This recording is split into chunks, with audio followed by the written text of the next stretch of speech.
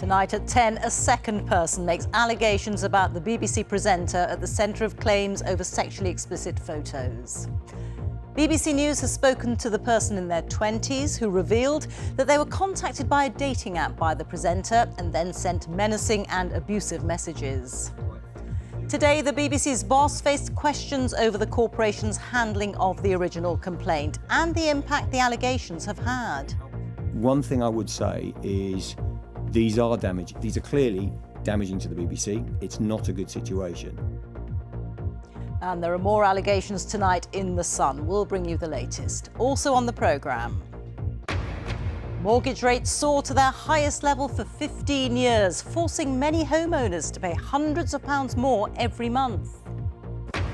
A warm greeting for President Zelensky at the NATO summit, but leaders refuse to set a timetable for Ukraine to join. She's done it! And a stunning victory at Wimbledon as Ukrainian wildcard Elina Svitolina knocks out the top seed. On BBC London, a boost for business or a noisy nuisance? The row over festivals in our parks. And campaigners call on the government to release derelict homes to help with housing.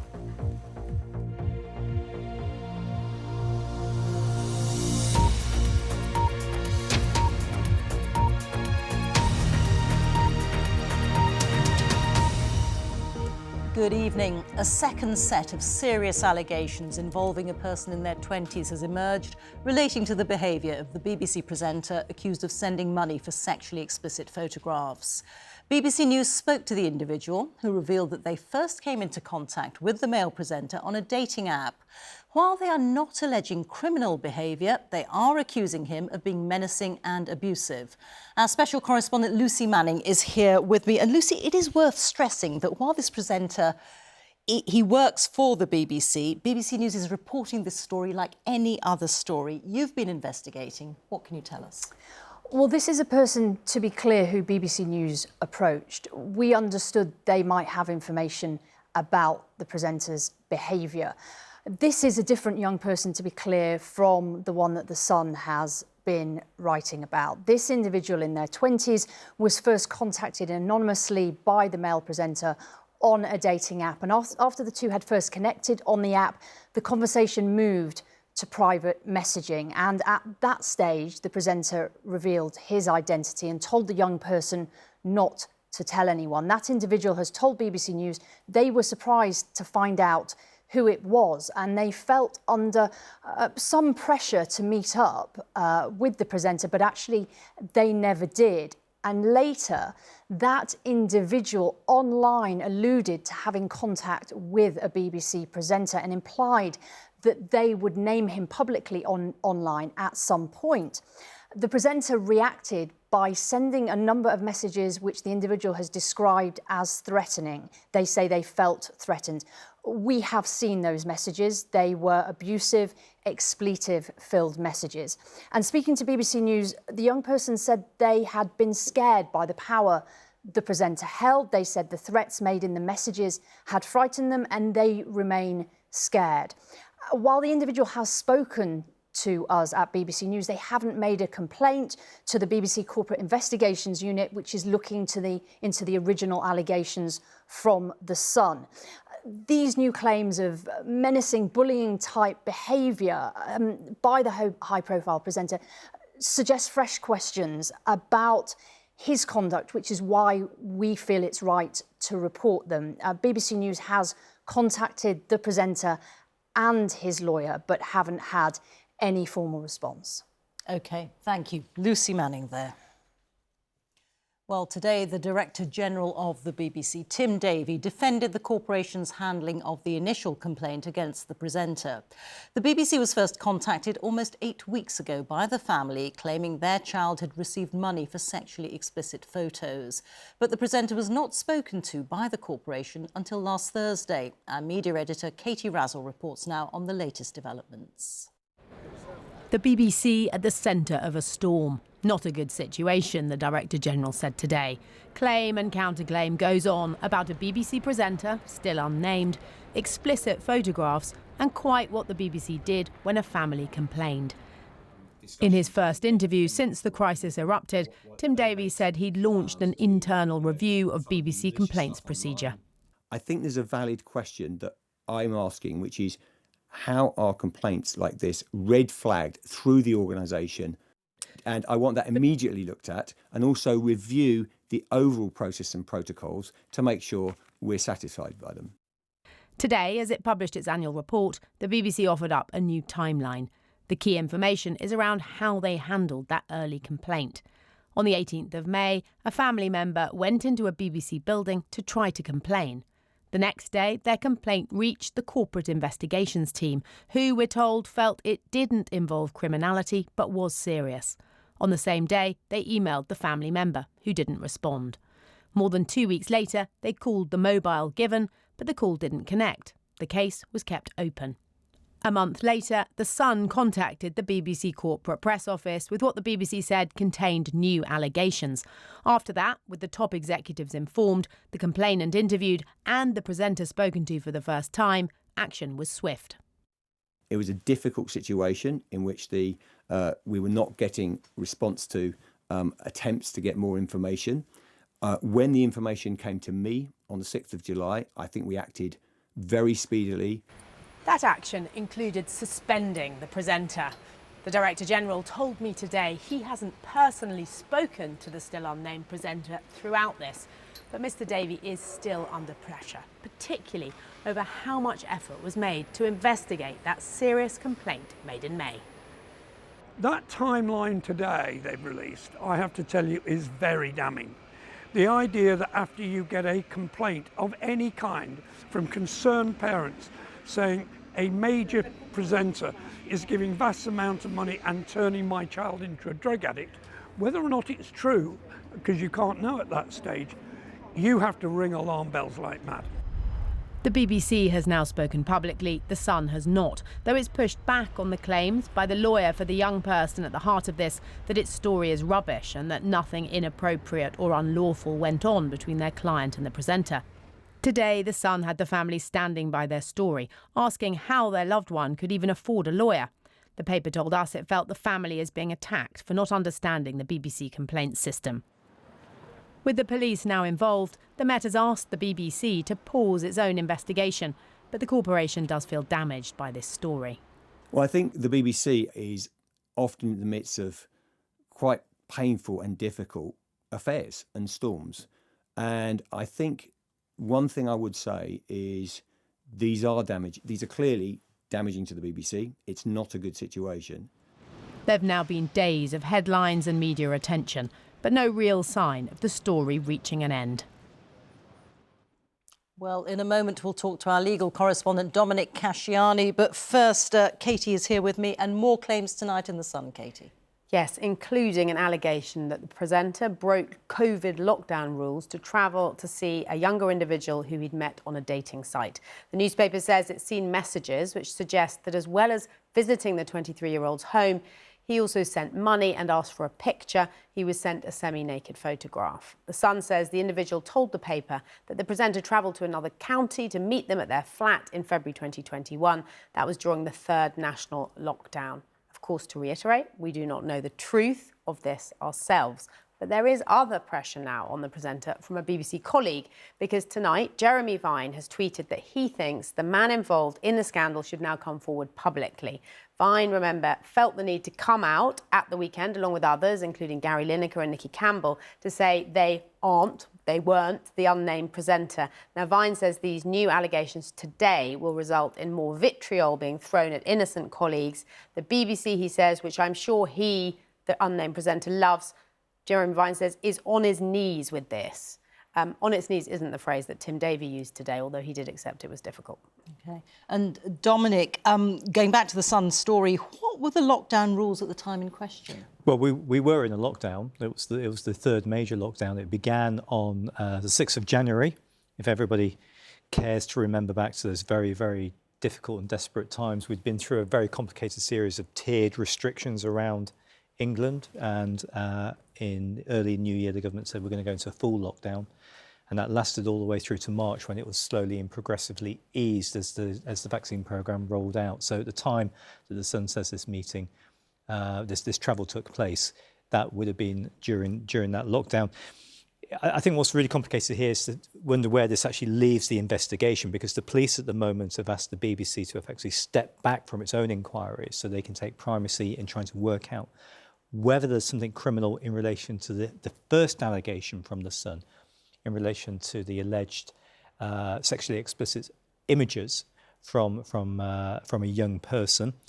That means the BBC is slightly in limbo at the moment in terms of what it can do, and the police clearly aren't going to say any more until they decide whether or not to launch a criminal investigation. And they're certainly not going to name the presenter, because that's not something they do. They simply don't do that unless they complete a criminal investigation and charge somebody. And that raises these wider issues, such as the issue there from Casey with Jeremy Vine about whether or not the presenter should be named in some other way. You know, the BBC is clearly not in the position where it's decided to name the presenter. The Sun, yes, again tonight in its reporting, has not named the presenter. And it strikes me we're in a situation here where if that's going to be the case, the only way this is going to change at this stage is whether a newspaper would actually be prepared to try to name and actually fight it out in an injunction in relation to privacy laws, which are really, really quite important at the moment. Dominic, Katie, thank you both. Well, there are many questions still remaining that relate to different aspects of the original allegations. Ros Atkins is here to explain. Ros. Rita, thank you very much. Well, we do know more today than we did this time last night, but these are 4 questions I've been looking at. And a quick reminder that BBC News reports independently on the BBC as an organisation. Well, first, is there evidence to support the Sun's original allegations? The Sun says it has evidence that supports the concerns of the parents. It says the family has handed a dossier of evidence to the BBC. It says it's seen emails from the family to the BBC about payments to the young person. But the Sun hasn't published any of this evidence. Meanwhile, the young person, via a lawyer, has said the allegations are rubbish and that they sent a denial to the Sun on Friday, but the Sun didn't report it. The BBC has asked the Sun for more detail of the evidence it says it has. That's not been provided. We asked the Sun for an interview. It declined. Next, did the original complaint to the BBC allege a crime? Well, the Sun ran allegations that the presenter has given this young person thousands of pounds since they were 17 in return for sordid images. Soliciting explicit images from a 17-year-old is illegal. But the Sun hasn't said what was in the initial complaint to the BBC, and the BBC says the initial complaint, while very serious, didn't include an allegation of criminality. There's no evidence in the public domain that shows a crime was alleged in the initial complaint. Next, how are the police involved? Well, the Met Police says it's asked the BBC to pause its investigation while the Met assesses if a crime's been committed. And today, a different police force has told the BBC they were contacted in April and that no criminality was identified. That matches what the family has told the Sun. This force also says further inquiries are ongoing. Lastly, what contact has the BBC had with the presenter? Well, the BBC says a senior manager has spoken to him since the Sun's allegations. The BBC Director General, Tim Davie, says he hasn't. Separately, BBC News has requested a response from the presenter to the original allegations in the Sun. We've not heard back. Rita, back to you. Ros, thank you. Mortgage interest rates have hit their highest level for 15 years. The average cost of a 2-year fixed deal is now 6.66%, the first time it's been that high since the 2008 financial crash. Lenders say that as rates rise, some homeowners are having to find hundreds of pounds more each month. Bank and building society bosses have been questioned by MPs today about the impact on customers. Our economics editor Faisal Islam reports. The mortgage squeeze continues, casting a shadow over the housing market. While something similar occurred briefly last autumn after the mini-budget, this time there is less market panic, but more household pain. Our mortgage is due to go up by £599, so essentially £600 per month. Katie is expecting a baby in autumn and says the hike in mortgage costs means she won't be able to afford to take maternity leave. Now we're breaking our backs to probably not make ends meet, and it makes for a more stressful environment, certainly a more stressful environment to then bring a child into. A typical 2-year fixed mortgage now costs an average of 6.66%. It's the highest level for 15 years. That is also now at a higher level than after the mini-budget last year. And what's driving that are increases in recent weeks, seen here in yellow, in the cost of borrowing to government and effectively the whole economy over 2 years as well. This new surge in the cost of fixed-rate mortgages is effectively reflecting a judgment in the financial markets that inflation in this country will stay higher for longer and therefore require higher interest rates for a year or two.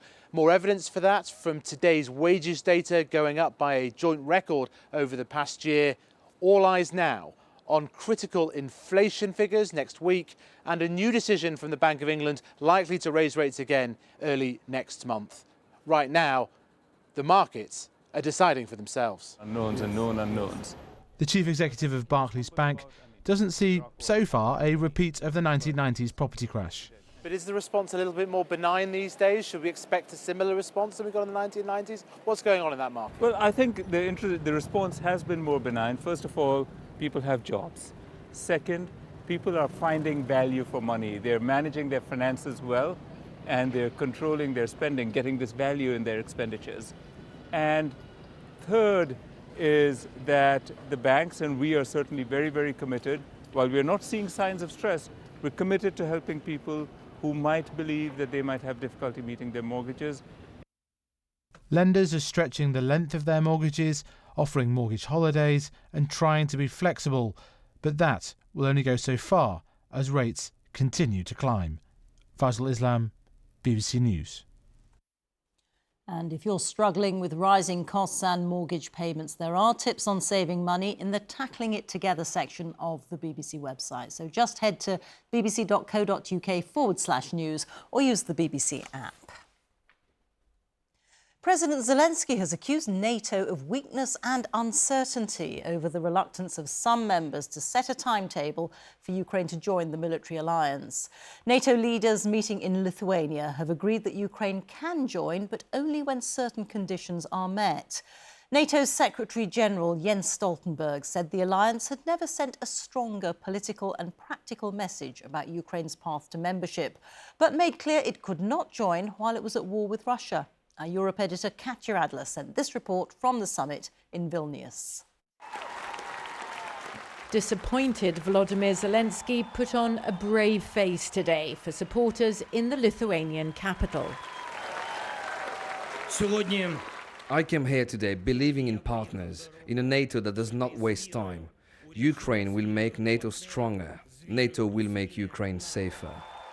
A very different tone from his tweet earlier in the day when he blasted the military alliance as absurd and weak for not agreeing a timetable for Kyiv to join the club. As confirmed by NATO's Secretary-General.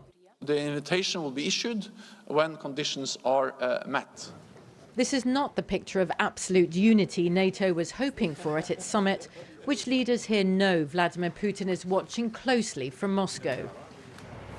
This is Ukraine today, ravaged by war a year and a half into Russia's full-scale invasion, fighting to keep its independence and defend wider European security, it says. Arriving in Vilnius for the NATO summit, the Prime Minister said all allies should up defence spending. Priorities for this summit are to strengthen that alliance so that we can face the threats of the future and protect ourselves adequately against them, but also to continue supporting Ukraine. The government has announced a big increase in production of NATO standard artillery shells in the UK. Ukraine needs the tools to push Russia back. Kyiv is grateful, but wants more. What Ukraine wants is a seat at NATO's table, membership of the club. And why? Because of NATO's mutual defence clause, which means an attack against one member is seen as an attack against all of them. After a ceasefire, says Kyiv, that's the way to stop Moscow ever thinking of invading again. But here, NATO allies are divided. Baltic states, like Lithuania, hosting today's summit, border Russia and fear it. Ukraine should join NATO sooner rather than later, they all say.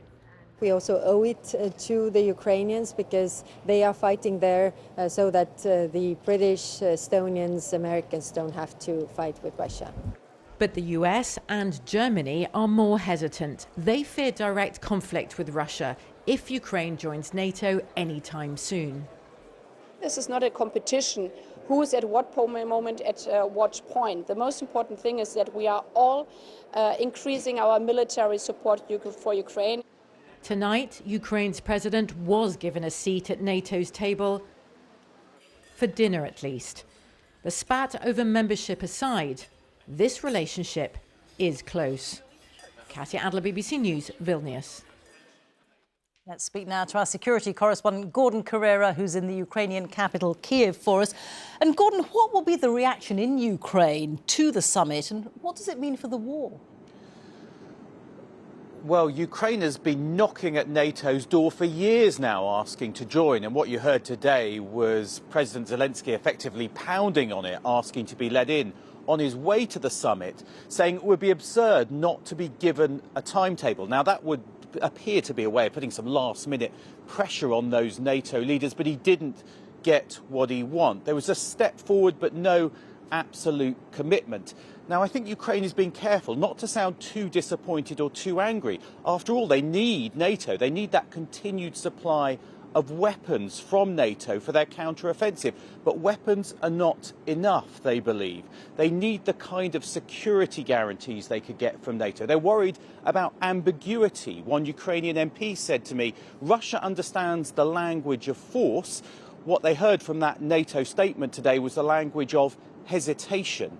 And so I think the concern is that the weapons and the patience of allies could run dry, and that the only thing that will protect Ukraine is not knocking at the door, but being let into the NATO club. Gordon, many thanks. Gordon Carrera reporting. A 15-year-old boy has been charged with wounding with intent and possession of a bladed article on school premises over the stabbing of a teacher at a school in Gloucestershire. Maths teacher Jamie Sansom suffered a single stab wound in the incident at Tewkesbury Academy yesterday. He's been discharged from hospital and says that he's recovering well. MPs have been voting tonight on changes to the illegal migration bill after members of the House of Lords demanded alterations. The government has offered a number of concessions, including time limits on the detention of children and pregnant women. The bill is central to the Prime Minister's pledge to stop small boats crossing the English Channel. Our political correspondent Helen Catt is in Westminster for us now. And Helen, how have this evening's votes affected the government's plans? Well, in the end, MPs voted 18 times over around 3.5 hours. And the upshot of all of that is that the government has now removed most of the changes that the Lords had made. The Immigration Minister, Robert Jenrick, had said that some of the changes made by peers had undermined the purpose of the bill and had left it riddled with exceptions and get-out clauses.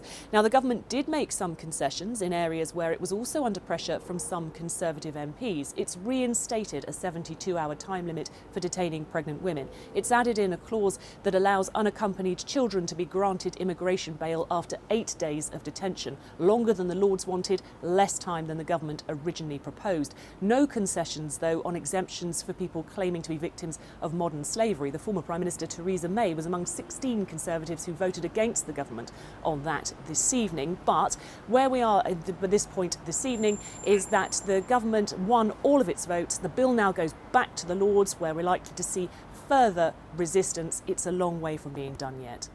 Helen, thank you. Well, it's not just the UK that's dealing with large numbers of migrants arriving on small boats. Recorded crossings in the central Mediterranean in the first 5 months of 2023 are more than double the same period last year. That's according to the EU border agency Frontex.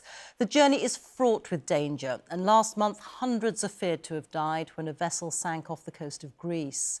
Our reporter Alice Cuddy has been on board a rescue boat as it came to the aid of another group of migrants who set off from Libya bound for Italy.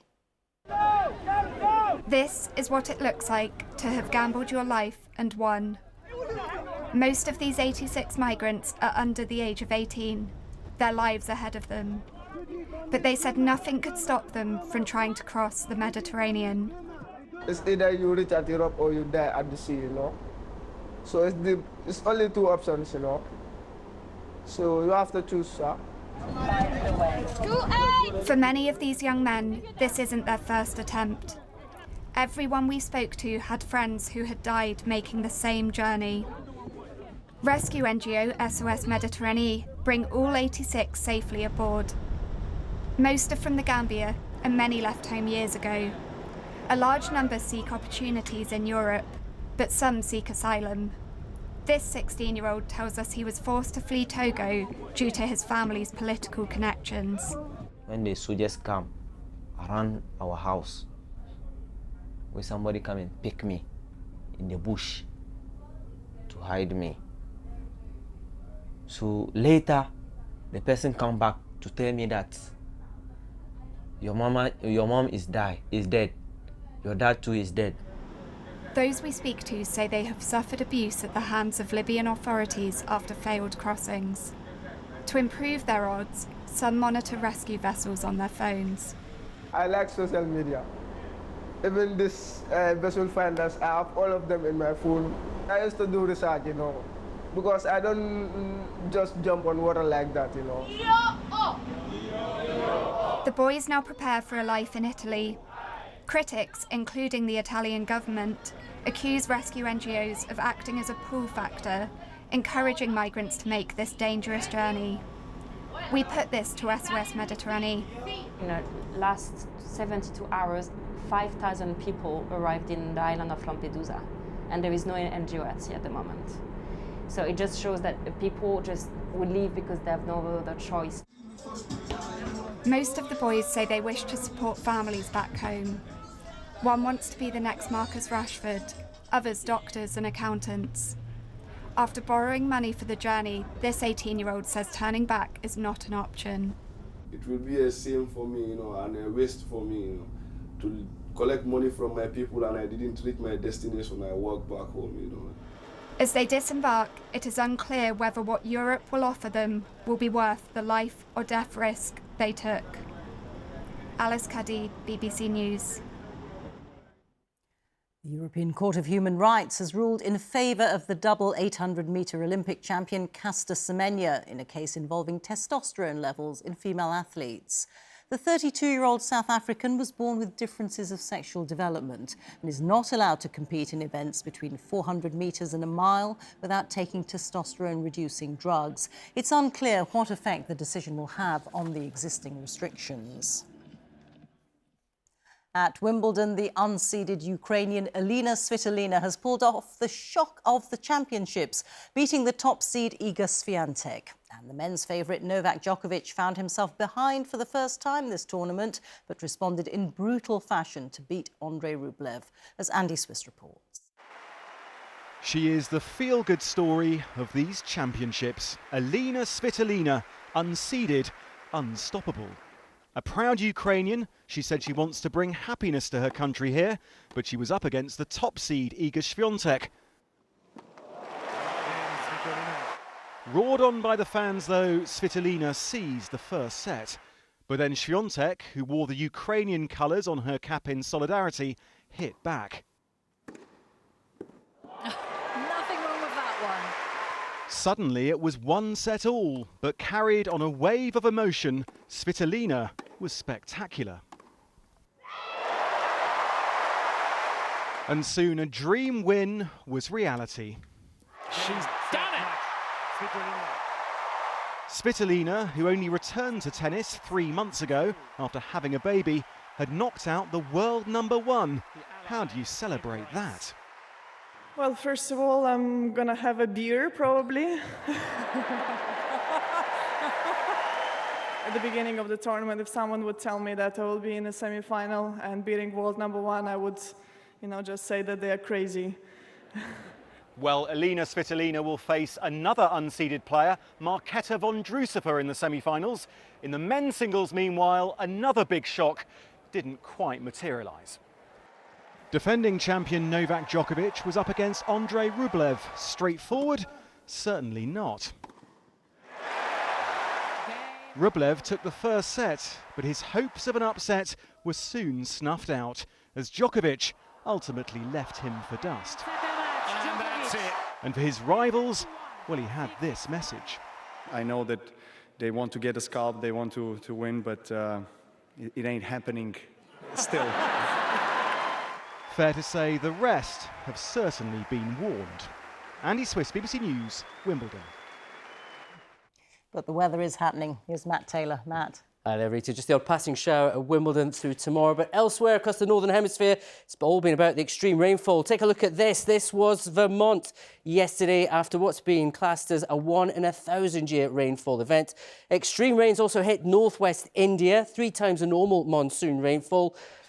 Record-breaking rain in West Japan, devastating things here. And of course, at the end of last week, we saw Spain at Zaragoza with cars and people being washed down streets with lots of hail. And it all comes off the back of what the WMO is saying was the warmest week on record. And of course, higher temperatures globally means more intense and extreme rainfall. But there are other things at play for Vermont, at least, and that's because the system that brought the rain here, this low-pressure system, got stuck. It got trapped by this massive area of high pressure to the North Atlantic and Greenland. We're on the other side of that, back in the low pressure once again. Not quite as severe, but to show you the outlook for the rest of the week, first of all, it's a fairly unsummer-like one. Outbreaks of rain on and off throughout the week, and Friday could be particularly wet and windy too. So that's coming our way. Out there tonight into tomorrow morning, fresher night compared with last night. Showers continue into the morning, Scotland, Northern Ireland, Northern England and to the northwest of Wales. Midlands, East Anglia, the southeast, much sunnier tomorrow morning compared with this morning, but grab a brolly anyway because those shower clouds will bubble up. They'll push across all parts of the UK. A windier day tomorrow, so the showers will rattle across the sky fairly rapidly. 1 or 2 avoiding them, but for others there'll be shower after shower throughout the day. And because it's a windier day, it's also going to be a cooler one. Temperatures just a little bit down on where we should be for this stage in July. Quick look into Thursday, and it does look like the showers will be lighter, fewer and further between. More of you staying dry, though the showers are the heaviest in Scotland, Northern Ireland. And with winds lighter, at least, Rita, it should feel just a touch warmer. There you go. Thank you very much, Matt. And that is tonight's BBC News at 10. There's more analysis of the day's main stories on Newsnight with Victoria Derbyshire. There she is. It's just getting underway on BBC Two, but the news continues here on BBC One. As now it's time to join our colleagues across the nations and regions for the news where you are. From the 10 o'clock team, it's good night.